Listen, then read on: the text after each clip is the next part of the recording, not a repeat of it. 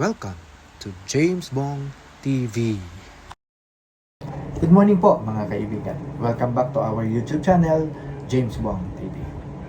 Usapang sasakyan pa rin po tayo. At ngayon, pagpapatuloy lang po natin yung ating pinag-uusapan nung nakaraan nating vlog tungkol sa insurance ng sasakyan. Pero bago po tayo magpatuloy mga kaibigan, disclaimer lang po. Ang akin pong ibabahagi sa inyo ngayon ay base po ito sa aking sariling research, sariling kaalaman at sa akin na rin sariling experience. So kung meron po kaming maibabahagi sa inyo na hindi ninyo sinasangayunan, well, tayo naman pong lahat ay entitled sa sarili nating mga opinion. Bago po tayo magpatuloy, binabati ko po ang ating mga kaibigan, si Ronnie Sales at si Artbin Terencio. Kumusta kayo? Magandang umaga sa inyo. Ayan, tuloy na po natin yung ating discussion.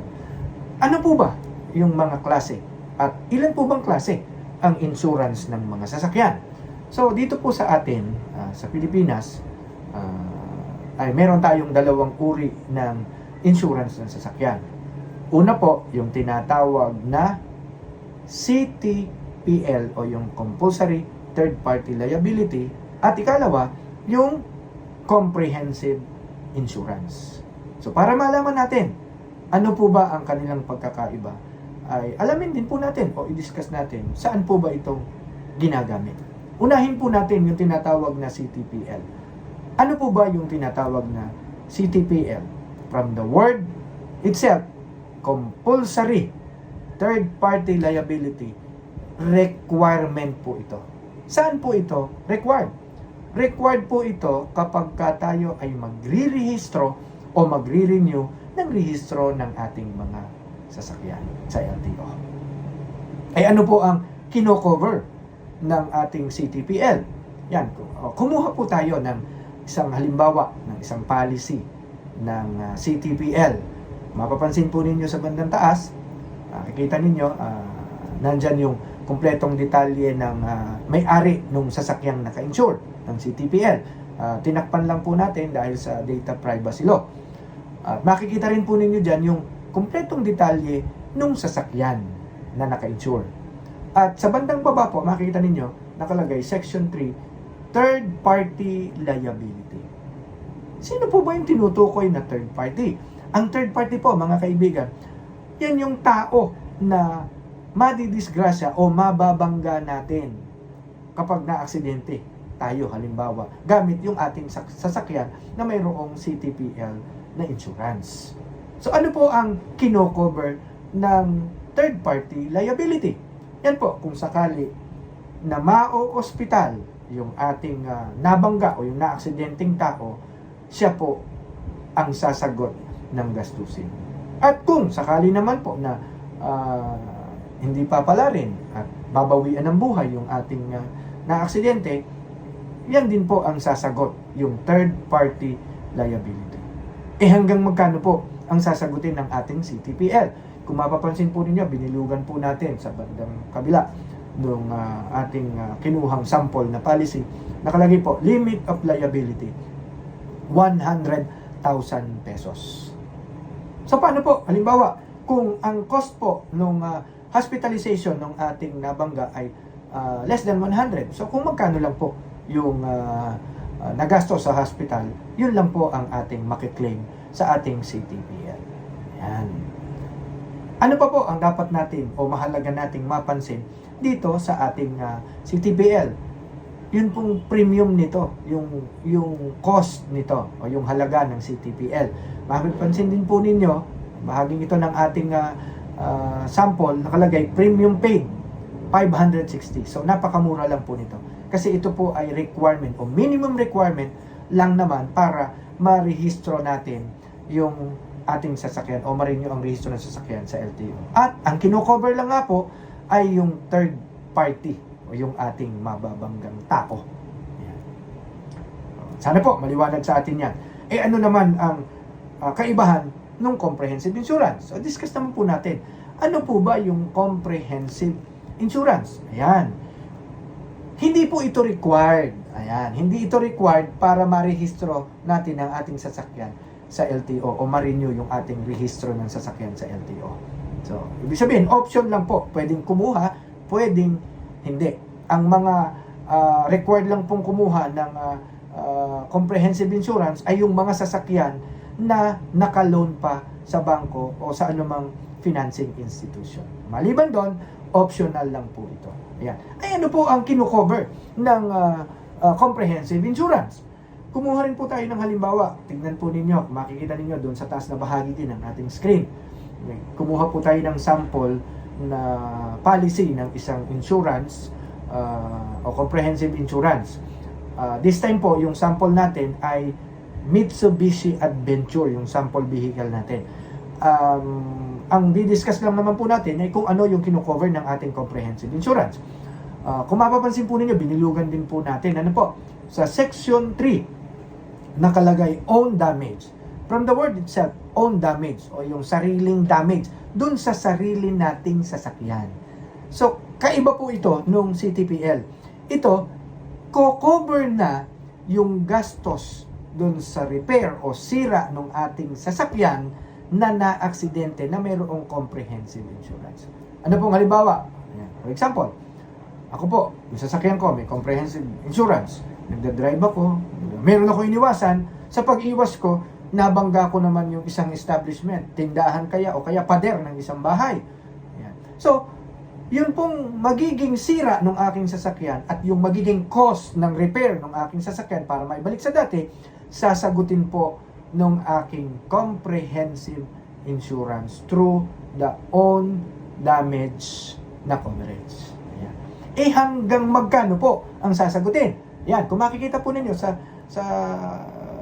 isang banda ng ating sample, nakalagay doon is sum insured. Dito po, ang nakalagay na sum insured is 460,000. Ayan. Saan naman po nakuha yung 460,000? Yan po ay nakabase sa fair market value ng ating sasakyan o yung kasalukuyang halaga ng ating sasakyan o value ng ating sasakyan nung time na ikinuha natin ng comprehensive insurance. So dito po sa sample natin sa Mitsubishi Adventure, 460,000. So i-cover po ng insurance yung own damage up to 460,000. Paano kung mas mababa doon? Kaya 100,000 lang naman yung nagastos sa repair. Yun lang po ang i-cover ng insurance. Dumako na po tayo sa susunod na coverage. TEP. Saan po ito ginagamit? Kapag ka po na-carnap yung ating sasakyan. So, babayaran o kaya papalitan ng insurance yung ating sasakyan base na rin dun sa sum insured o fair market value ng ating sasakyan. Next na coverage po, Section 4-1. Ayan. Bodily injury. Ano po yung dapat o importante na mapansin natin dito? Ito pong bodily injury nito, ito po yung third party bodily injury na kino-cover din ng ating CTPL. Yan. So, may coverage din po ang comprehensive para doon sa bodily injury nung tao o nung third party na mababangga natin. E paano po magagamit yan? Ayan. Ano ho bang proseso? Pagka meron tayong comprehensive insurance, at the same time meron tayong CTPL. Una po munang magko-cover ay ang CTPL. So kung hindi po kumasya yung 100,000 na limit doon sa gastusin sa ospital ng taong ating nabangga, doon pa lang po magko-cover yung ating comprehensive insurance. So magkano po ang i-cover? Base pa rin po sa sum insured. Magkano po ang sum insured nito pagdating sa bodily injury? Sa sample vehicle po natin, 200,000 pesos. So up to 200,000 pesos. Next, ano pa po ang ikino-cover ng ating comprehensive insurance? Na yan po ang property damage.